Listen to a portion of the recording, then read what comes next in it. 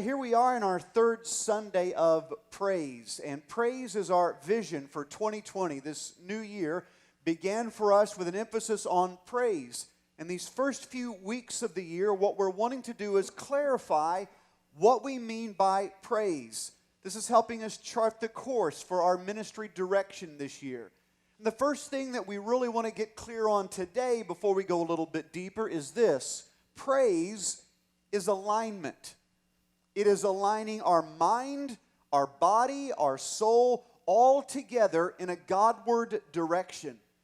And when we talk about aligning our mind, our body, our soul in a Godward direction, I want you to think about all the things that you have going on in your life. Everything from your job, your hobbies, the things that entertain you, the things that amuse you, all the things in life that take your time and energy. Think about all the different direction you're going in. And what I mean by the different directions you're going is also why you're doing those things. The purpose, the reason behind them, the motive that drives you. What if we were to take all of the things that drive us in life, all of the things that we spend time and energy on, and we were to bring them in an alignment to where everything that we do, think, and long for is going in a Godward direction? That is praise. It's living our life toward Him. But then when we start thinking about all the things that we have going on in our life, and we try to comprehend what it's like to bring everything in our lives into alignment with Him, it kind of brings up this question: how much alignment do I need? How much do I have to really say my life is aligned with God? Because I'll make the very clear statement so there's no confusion. You're not going to hit 100%. And if you do, it won't be for long. I don't know if even in this world it's possible to have everything in our lives, all of our interests, all of our passions, all of our dreams, desires, ambitions, to have all of our motives, everything lined up perfectly in a Godward direction. Maybe I'm being pessimistic here, but I just don't think that's possible. And maybe I'm gauging your life by mine, but man, sometimes I've got the attention span of a squirrel. And there are things that just catch our interest and just so quickly get off track. Maybe you found that same thing. That maybe sometimes there's always this inner conflict going on within us. That there are things that we know we should do, and then we find ourselves not doing them. And things we shouldn't do, we find ourselves doing those. So how much alignment do I need? How much do I have to say, I'm okay? Well, in the life of Jesus, there was a question posed to Him that was right along those lines. We want to look at this question. We want to examine the heart behind it, and then we want to get into Jesus' response. Let's look at the question. Matthew chapter 22, there is a large group of very religious people that Jesus is speaking to. And after He delivers a little sermonette, here's what happens in verse 35. One of them, a lawyer. Even the lawyers at our congregation roll their eyes on that one. Oh, great, a lawyer's asking a question. One of them, a lawyer, asked Him a question to test Him. Teacher, which is the great commandment in the law? Now think about what this question implies. Which is the great commandment? Remember, this is a lawyer. This is someone who knows the law. This is their livelihood. This is what they've given themselves to. This is what they're trained in. This is what they're educated in. And they're asking a question: which is the great commandment in the law? So here's what it implies. It implies that there is a hierarchy of law. That there are some laws more important than others. Now, we all know this. Even if we were to look in our civil law, in our modern times, we would say that jaywalking, prohibition of jaywalking, is a minor law, and it is not of the same importance of, say, premeditated murder. We don't put them on the same level. We say there's a hierarchy there. Which is the most important? There's something else that this question implies. I'm not going to keep all of them. Tell me which ones I really have to keep. Because after all, you don't care about the hierarchy if you're keeping them all. But if you're kind of concerned that you're not going to get the cut, if you're kind of concerned that maybe you've been breaking too many of the commandments and you're afraid that maybe you're in the negative, then suddenly it begins to be really crucial to find out, oh my gosh, What's the most important? Because I've kind of lost it on a lot of them. What are the things that I absolutely have to have? So this is really a great question. Before we get into Jesus' response, I want us to focus on a phrase that's going to come up in Jesus' response. That we need to be clear on this before we get to the words of Jesus. It'll help us understand it. The phrase is law and prophets. Now remember, this was a lawyer that asked this question. So when it's referring to this lawyer, it's referring to this kind of law. This is law, and the words law and prophets are used a lot in the New Testament. They're referring to two things that were abundant and common in the Old Testament. The first is the concept of law. It's not referring to law that, say, the House of Representatives got together and they passed a resolution and now this is going to be a law. Not referring to that kind of law. It's referring to the commandments that God gave to the nation of Israel through Moses. Sometimes we refer to it as the Mosaic Law. And if you were a good Jewish person in the Old Testament, you not only looked at the 10 Commandments as the law of God, you looked at the entire first 5 books of what we call the Old Testament. Those first 5 books of the entire Old Testament were law to you. It wasn't just commandments that God gave to Moses on Mount Sinai. There were also hundreds of other commandments that came with them.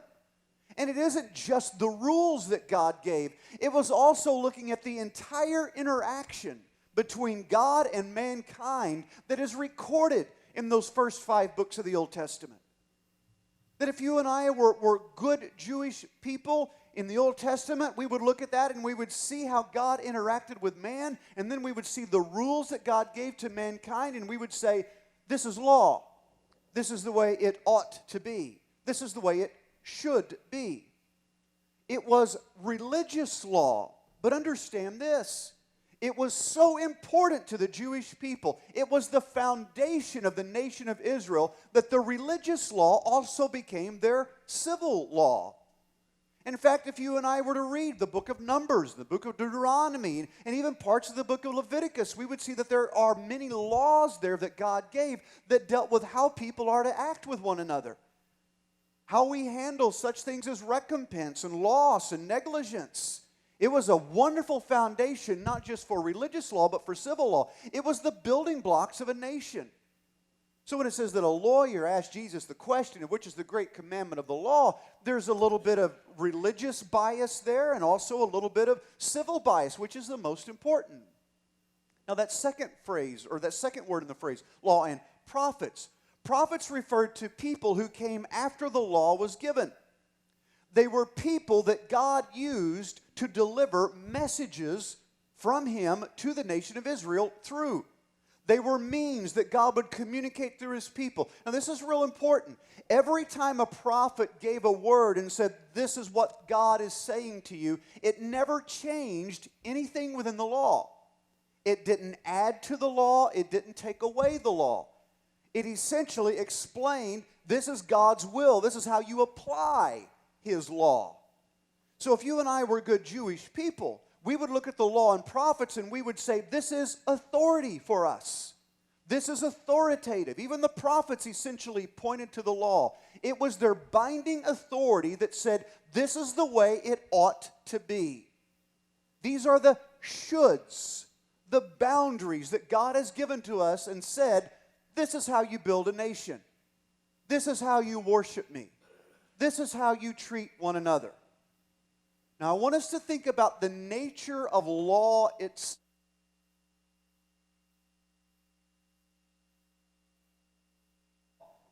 Creates the opportunity for guilt. Let's think of it another way. Every rule creates the opportunity for failure.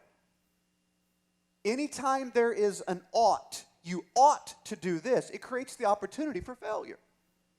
Now, if you don't know the rules, you essentially can't break the rules because there are none. But if you know the rules, then you immediately have clarification that says, this is acceptable, this is right, this is what you ought to do. In fact, we could even go farther. This is what you are obligated to do. This is what is required of you. By definition, if you don't keep the rules, you're in violation. You are deviating from what is acceptable. You're wrong. You failed. Law always points out not just what you ought to do, it points out our failures when we don't do what we ought to do. The more clearly the rules are defined, also the more clearly our failure gets defined when we don't do our oughts. The Bible even teaches this. Let's go into the New Testament, to the book of Romans. A man by the name of Paul, he was a Jewish person who converted to Christianity, very well educated in the law. And he converted to Christianity and wrote many letters in the New Testament. Here's one that he wrote to the Christians at Rome. And he begins to talk about the law in Romans chapter 3 at verse 19. Now we know that whatever the law says, it speaks to those who are under the law, so that every mouth may be stopped and the whole world may be held accountable to God. The law is given to those who are under the law, meaning these are the ones who ought to keep this.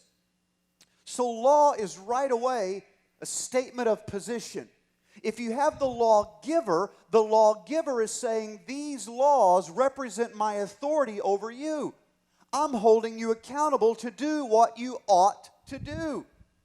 This is what you are obligated to do. I expect this of you. You are required to do this. So it's a statement of hierarchy. Here's the authority, and here's those of us under it. But did you notice what Paul said was the purpose of the law? He said that the purpose of the law, that's the so that. He's telling us, here's the purpose. The purpose of the law is so that every mouth may be stopped and the whole world may be held accountable to God. Another way of looking at that phrase, accountable to God, means guilty before God. So it's like Paul is saying, well, it's not like Paul is saying, he is saying, the law points out where we have failed God. That was the whole reason behind the law, was to show this difference between God and man. That it highlights how different we are, that we have to be told to not kill. It highlights the difference between God and mankind when we have to be told not to steal or lie. It highlights something inside of mankind that says, you have to be told not to do this, otherwise this is what you're going to do. If you're not reminded of the rules, there is something inside of you that you're just naturally going to gravitate and do these terrible things. You have to be told not to hurt other people because you will just naturally do that. So the law, in its statement of here are the rules, here are the obligations, is actually highlighting there's a serious problem inside of us. We have to be told these basic human behaviors that says this is morally right, this is morally wrong. We have to be taught that. What is so flawed in our nature that we have to have this kind of basic instruction? Listen, and I know I'm speaking to people that for the most part we would all look at our lives and say, you know what, I'm a pretty moral person. And you are. You're pretty moral people. Well, that word pretty is kind of vague though, isn't it? And then you get into the larger question of, well, who says you're moral? Who's given the test? Who told you you passed? Who told you they're grading on a curve when we compare our morality to someone else's? Who told you that's the way it's judged? So when we find that there is this law, this list of obligations that says this is what you're supposed to do, and then we find right away that we don't meet them all, there are two responses that people often have to this. One is reject it. And this is a common philosophy, a common way of living that's really prevalent in our culture now, but it's not new. It's been around the human race as long as there have been laws and rules, and that's the idea of reject the law. Who are you to tell me what's right and wrong? Maybe that's right for you, but that doesn't mean that it's right for me. Just because it's wrong for you doesn't mean it's wrong for me. The idea of a moral relativism is a way of saying, I don't have an authority in my life other than what I feel. And this idea of moral relativism is a rejection of the law because it says, I don't want you to tell me what I ought to do. I don't want you to point out the differences between me and you. Who are you to say this is the boundary that my life should follow? So a lot of people live their lives living with their own heart, their own desires, as the ultimate judge for what is right, good, and acceptable. And isn't it funny how that fluctuates? That things that maybe we wouldn't accept in someone else's behavior, we'll find a way to accept in ours. How does that work? Well, it's because we don't have a standard of ought except our own feelings. We have the great capacity to justify our own behavior and our own decisions because we feel like deep down inside I'm not that bad, so I'm going to cut myself a break here. Now, the second way of reacting to the law, when we see the list of oughts and we find out we've failed, we've fallen short, here's the other group of people. They say, I'm going to change. By golly, I'm going to meet this standard. You watch out. This is the new me. I'm going to keep the rules like they've never been kept before. I will excel at keeping the rules. This is often where people who are extremely committed and dedicated to religion fall into this category. They see the list of rules and they say, this is right. I ought to do this. This is the way I should live. So I will commit myself to living in this way. But there's a problem there too. You're going to fail. You're not going to keep all of the oughts. Maybe you're keeping the big oughts. You know, the whole murdering thing, that's, hopefully you keep that one fairly easily. But then the lying part, I know it's just a white lie. It didn't really hurt anybody, but you did tell a big whopper to make yourself look good. So that, at the heart of it, is still a lie. Oh, and then there's that one commandment about coveting, where you're not supposed to covet what isn't yours. Lord, every time you watch a commercial on television or on the internet, you see something you don't have that you just got to have. You want it. So how does coveting come into play there? The more we see the ought and the more we commit ourselves to keeping the oughts, the more problems we run into. The more clear I am about the rules that God wants me to follow, the more clear I am about, wow, I didn't know I was so rotten. The law will point out where we're falling short. And in fact, Paul is not done here. When he says that the law was given so that every mouth may be stopped and held accountable to God, look at what he says next in verse 20. For by the works of the law, meaning keeping the rules, no human being will be justified in his sight, since through the law comes knowledge of sin. Meaning the law is teaching us what sin is. A law will never make you good. Laws don't make people good. Laws are meant to say, here's what you ought to do, and if you break these, here's what's going to happen to you. Laws are meant to keep people who want to break them in check. Laws are meant to keep people who have a desire to break the law in some kind of a boundary, because it reminds them, if you break this law, there is a penalty attached to it. Law will never make you good. It doesn't change the heart. God has never written a law that changes our nature and behavior. Law works on the outside of us. It holds up the standards. All it does is point out our guilt when we fail to keep it. It can't save you. The rules can never save you. In fact, all they really do is perpetually, continually point out your guilt, your failures, because it says you haven't kept it here. You say, but I've kept most of them. But the most problem. Because really, if there are, let's just say that there are 127 rules that God has put on mankind, and we keep 120. Are you a rule breaker? Yeah. Oh, maybe they were kind of minor. Maybe those last 7, but you're still a rule breaker. In fact, the Bible teaches us that when we have broken one, we've broken them all because we've broken the heart of them. So we see something here. There may be variations in laws because there are variations of punishments attached to the laws. Their severity changes the consequences of what we have to meet when we fail to meet our obligations. But there still is a heart there behind the law.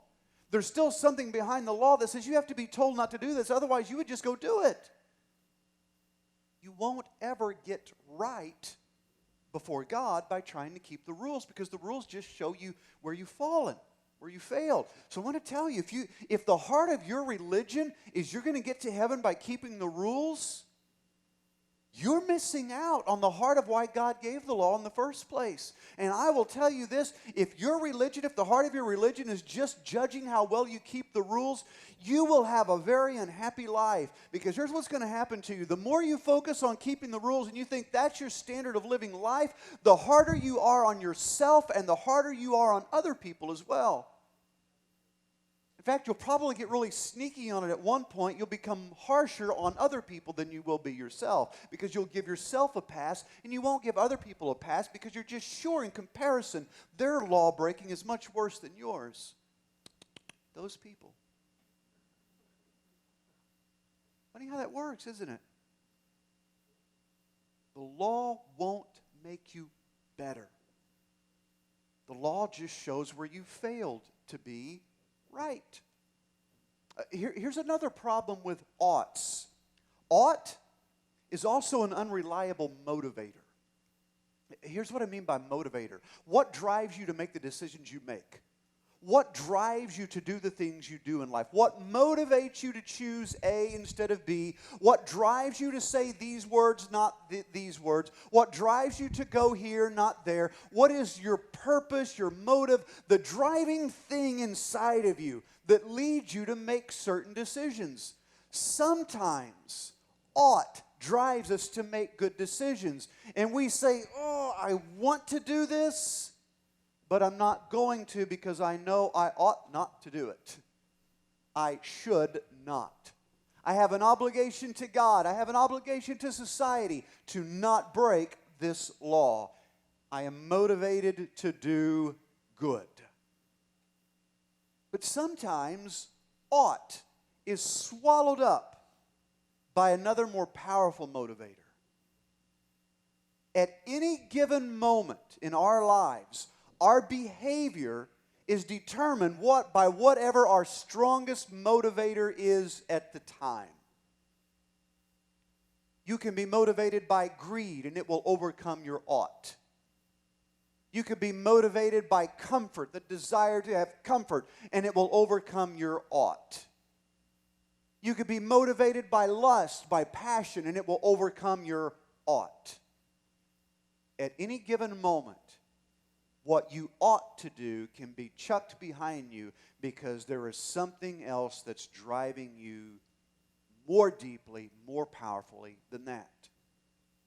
Here's what I want you to think about before we get into Jesus' response to that question that we asked an hour ago when I first started this message. What's the greatest of the commandments? Here's a question I want you to ask yourself before we get to Jesus' response. What is your most consistent motivator in your behavior and in your choices in your life? What drives you the most consistently? That it's what gets you going and what guides you in your decisions more often than anything else. What is it? What's your motive? What drives you? Maybe sometimes it is ought. But I bet it isn't always ought. And in fact, I'm going to take it another step farther. I think at some point in time, ought will seldom motivate us. So what does motivate you? So with that in mind, let's look at Jesus' response to the question, which is the greatest commandment? Matthew 22, verse 37. Jesus said to him, "You shall love the Lord your God with all your heart, with all your soul, and with all your mind. This is the great and first commandment." Now, bear with me for a moment. Don't get mad at me. Don't think I'm a heretic. Don't get too shocked and fall out in the aisle over this. But I want us to notice what Jesus did not say was the greatest commandments. He did not say, the greatest commandments is you shall obey the Lord your God with all your heart, with all your soul, with all your mind. He didn't say that. Nor did he say, you shall serve the Lord your God with all your heart, with all your soul, with all your mind. This is the most important. He didn't say obey. He didn't say serve. He said love. Now, that doesn't mean that obeying and serving is wrong, because obviously we're supposed to obey God and we're called to serve. Why love? Because I will tell you that the biggest motivator for all of us in life, more so than ought, is desire. It's want. The thing that will drive us more consistently than what we ought to do is what we want to do. And we only curb our wants when we are so afraid or uncomfortable with the consequences that come from not doing the ought that we will curb our behavior. Want dictates more of our decisions in life than anything else. Most of us will do what we want to do. Fortunately, a lot of times, in good moral people in our lives, what we want to do is something that is morally good. And that what we want to do is something that is morally acceptable, ethically right, or in alignment with God's laws. We're wanting to do that. We say, well, what does this have to do with love? Because want is a form of love. Desire is just a form of love. That's all it is. We're desiring something. It is a form of love. It's not the final word of love, but it's a form of it. It's just a matter of what you're loving. Sometimes we want things, and it's really an attachment. We're loving what that will bring to us. We're loving what that experience will do for us, add to our lives. It is a form of love. It's just a matter of what we're loving. Sometimes we have a desire for very unhealthy things. Sometimes we have a love, or what we would even call a need for things that are actually very harmful for our souls. We have a want for things that we ought not to do. Well, Jesus wasn't done here. He then took this hierarchy of commands out of the religious realm, and he made it very personal and practical. He said the hierarchy of law, the most important is to love, desire, want the Lord your God with all your heart, your soul, and your mind. And then he says this in verse 39, a second commandment is like it. You shall love your neighbor as yourself. On these two commandments depend all the law and prophets. So Jesus goes back to the authority. Everything that's in the law, everything that God gave to Moses in the Old Testament, everything that God spoke to the prophets, all of that authority, everything that was said over the span of those hundreds of years, those thousands of years, everything that was spoken is brought under this umbrella: love God and love your neighbor as yourself. Why did he add the second? Because people who have a love for ought will tell themselves they're doing better than they really are. Because you can be a really good religious person, and you can go to synagogue on Sabbath, or you can go to church on Sunday, and you can say, I'm doing what I ought to do. And you can feel like you've committed your religious obligation of loving God because you've done religious things, and then you can leave the house of worship and hate the people around you. Religion can give us a false sense of loving. Loving our neighbor as ourselves. Suddenly this has gotten out of the religious realm and it's gotten relational. How do you treat other people? You've heard me say it before, and hopefully it's something that we all recognize is this: you're not loving God any better than you're loving other people. So Jesus is here telling us that the really big motivator that we need to aim for is not the ought in the law. It's a love, a want to of keeping it. It is a wanting to live like this. You don't have to tell me to live like this. I want to live like this. You see the difference? I mean, parents, imagine telling your children, you ought to get off that computer. You ought to get off that phone and do your homework. The difference between that and your child saying, oh, I can't wait to get off this stupid phone so I can do my homework. Yeah. But you see the difference. We don't ought to do it. We just choose it. We love it. We want this. This is what we want in life. Now, take a look again at what Jesus said when he said this is the great commandment. Go back to that verse 37. It says, love the Lord your God with all your heart, with all your soul, and with all your mind. Well, what's your heart? That's your passion. This is emotion. This is sensation. This is experience. This is feeling. Jesus is here saying, love God from your passion, from what you feel. And then he says, love God with all your soul. Your soul refers to the essence of who you are. This is your character. This is your ethics. This is the very core of your being. He's telling us to love God with what we feel. He's also telling us to love God with who we are. Down to the very core of who we are. This is love God with your mind. That's your intellect. Christianity is not a faith that separates emotion from intellect. And we have an emotional thing. No. Love God with your emotions, but love God with your thinking also. My goodness, God created this beautiful, incredibly complicated thing called the human brain. It's more difficult to understand its workings perhaps than the workings of deep space. The mysteries of what happens, those neurons firing and connecting with one another in our cranium. This is amazing. Love God with that incredible tool He's given you. Love God with your thinking. If you really look at this, what God is saying, love unifies everything about us. The deeper the love is, the more unification toward that thing, that being we have in our lives. The deeper your love, the more united you are in loving. If you love your spouse with all your heart, with all your soul, with all your mind, that means that your life begins to be unified in expressing that love. So that your spouse doesn't tell you what you ought to do, it just happens. It's the same way with loving God. It's not that God has to tell us what to do. Our whole being, our emotions, our soul, our thinking is lined up with we just want to. That is unified living. Rather than loving many things, rather than loving ourselves through many different ways, we've chosen to love God because this is what we want. I want to go back to our standard definition of love. That this is the way I understand love. It makes the most sense to me, and it's the easiest way for me to express it. Love is the act of pursuing the highest possible good. So love is more than a feeling. It's more than an emotion. It's pursuing the highest possible good. Now, sometimes if I'm pursuing the highest possible good, it's going to bring me to sacrifice for someone else or something else.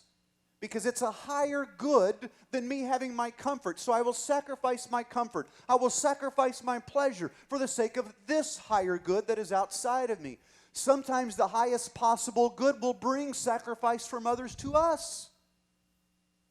Sometimes there is a shift. Sometimes we're the one receiving the benefits of someone else's sacrifice. Sometimes we're the one making the sacrifice because it's seeking the highest possible good of whatever the circumstance is. The more we are desiring the highest possible good, the less interested we are in trying to measure whether the sacrifice is worth it or not, because we just do. It's not like we even are aware of it or think of it. We just do. Now, there is another verse of Scripture in Paul's letter to Romans that kind of highlights this whole idea of here's the hierarchy of commands, and it's love that fulfills everything in the law and prophets. Look at Romans 13:10. Love does no wrong to a neighbor, therefore love is the fulfilling of the law. It's the absence of doing wrong to one another. Now, did you see that stubborn little word in this verse? I'm not talking about love. We're not going to call that a stubborn word. That's the goal. You see what that stubborn little word that's almost hidden? And that's wrong. Love does no wrong to a neighbor. So here's the thing. Even if we say that law no longer matters to someone whose heart is full of love because they want to do the right thing, somebody somewhere is in charge of saying this is the ultimate guide to morality. This is the ultimate declaration of what is right and wrong. Somebody somewhere has to have the final say in what's right and wrong. Because if we say that love does no wrong to a neighbor, tell me, what does it mean by wrong? Does it mean I always just say nice things? Does it mean I never speak truth? Does it never mean I offer correction? Does it never mean that I stand up for myself? We have to know what's right and wrong, don't we? If we say that love does no wrong to a neighbor and love is the fulfilling of the law, well, tell me what's right and wrong. So here, it's not that we're back to square one, but here's something important about the law. We can't just ditch law and say, I don't need rules, I just love God. How do you know you're loving God? You look at the oughts. You look at the law, which is an instruction of good. You look at the law, which is a negative form of the instruction of the highest possible good, and you say, oh, that's what God is like. Law is an instructor. It's teaching us. Love is saying, this is what it's like. I would love to be able to snap my fingers and make my heart love God so fully that I never need an ought again in my life. Boy, I'd really like to do that for some of you rascals. Just snap my fingers and man. But it doesn't work that way, does it? You see, I need the law. I still need the law because it instructs me. It shows me that there is something in myself that is different than God. It highlights the gap between He and I. And here's the thing. The more I see Him, the more I see how beautiful He is. And the more I understand the heart behind the law, the more I understand how beautiful life is supposed to be. And guess what? When you see something beautiful, it creates desire. A person can go in an art museum and just be enraptured by a painting. They're just drawn into it. And they're trying to understand every little detail about it. It's enthralling. Music's the same way. Sometimes you just listen to a song and you're just singing along on the radio, but other times you're hearing everything. You're hearing subtle shifts in melody. You're hearing instruments fading in, fading out. You're hearing other instruments build. You feel like crescendo in music, and it pulls you in, and suddenly your heart is in beating, you're feeling it in your soul, and you're like, I dig this song. It's a theological word, dig. What's happened? The beauty of it has created something within you. You want to love God? You've got to see His beauty. You see the beauty of God, you will fall in love with Him. The more you know God, the more you see Him for who He is, the more you desire Him. The oughts are actually helpful to see that here is a God who cares enough about us. And here is a God who is the very essence of life itself, that He gives us these commands, because all of the commands, all the things that God tells us not to do are things that hurt life. Things that take away from the beauty of living, things that take away from the joy of living. And if I see the God who created those laws and I stop looking at the thou shalt nots and I realize, oh, here's a God who's saying, don't hurt yourself. Don't lose joy. Don't lose life. There's more. Aim higher. Than suddenly we see a beauty of a being. And we love Him. We desire Him. So what I want to ask you this morning is, if you look over your life and you look over the things you desire, the things that are driving your decisions, your motives, what do you find beautiful? What's the artwork in your life that's driving you? What is it that captures your soul more than anything else, that you find yourself living more for that moment, more for that experience, more for that feeling than anything else? That's your God. Whatever is most beautiful and appealing to you becomes your God. And sometimes what we find most beautiful and appealing to us is their own selfish desires. That we worship ourselves. And we'll use other people and other means to just give ourselves what we want.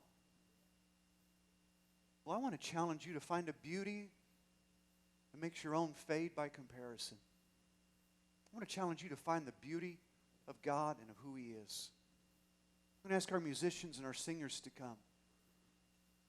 And they're going to sing, and they're going to lead us and give us a chance to sing, to worship, to pray together. It's also going to give us a chance to think and maybe be clear about what it is that we're desiring in life. What is it that has captured our heart? What is it that drives us going forward? And maybe for some of us, what we need today is a clear vision of the beauty of God, that His beauty would overwhelm us, that His beauty would drive us, that love for Him would motivate us, that oughts in our lives are redefined by just how beautiful He is. If you're here this morning, you've never become a Christian, then let's start here. Choose to follow Jesus, because Jesus is the full expression of God. He is God made flesh, so that when you hear the words of Jesus, you're hearing the thoughts of God. You're hearing what's important to God when you see what's important to Jesus and His teaching and His Word. You see the beauty of Jesus, you see the beauty of God. So maybe some of us here today, the choice needs to be, I choose to follow Jesus. I want to know Him more. I want to follow Him more closely. And you're going to find the beauty of God if you do that. If today's the day that you want to become a Christian, you can do that right where you're at. You can ask Christ to come into your life. You can ask Him to be your leader, your Lord, the forgiver of all of your sin. Or you can come forward and pray. We have people that would love to pray with you. Or maybe you have questions about what it is to become a Christian. Maybe you have some issues that you want to talk over. Would you please see me or one of our pastors after service? Love to have that conversation with you. Maybe you're here and you are a Christian, you're a believer, but you're like me. Sometimes you've let the beauty of another desire, you let the beauty of something temporary or something of this world distract you from the beauty of God. You need to shift your gaze back on the source of all that is beautiful. Then let's take a moment and do that. Maybe you want to pray for someone else that has been driven by desires that wrecking and hurting their life, and you want to pray for them, then let's do so. Let's stand together as we pray and as we sing. Heavenly Father, forgive us for the times where we have missed seeing the beauty of who You are. Forgive us, God, for the times when we've gotten distracted by other things and we're drawn in and attracted to something that promised more than it could ever deliver. God, forgive us for the times where we have made the false God and have loved it more than You. God, we want to see Your beauty. We want to see the wonder of who You are. We want to understand more of Your greatness and of Your love. Father, we'll be drawn to that more than anything else. So God, help us to love You more fully. We know the more we see You, the more that's going to happen. So God, help us catch a glimpse of Your glory. And God, teach us how to take that beauty that we see in You, experience it, live it, and then give that beauty to others as well. We love You. We want to love You more, and we want to love one another as well. We thank You. We do love You, and we praise You. In Jesus' name we pray. And everyone said, Hi, I'm Greg Stevens. I'm one of the pastors here at Liberty Hill Church, and I want to thank you for watching this message and invite you to connect with us further, especially if you have questions or if something in the message touched your heart and you'd like to speak to a pastor about it. You are welcome to reach out to us. You can reach us on our website, libertyhill.church, or you can find us on Facebook or Twitter or on Instagram as well. And we'd also love for you to worship with us live and in person here at our church in Dexter, Missouri. And you can worship with us at 9 o'clock or at 10:30, and we would love to connect with you there. Tell your friends about our website, tell your friends about our messages, and we hope to connect with you and see you again soon.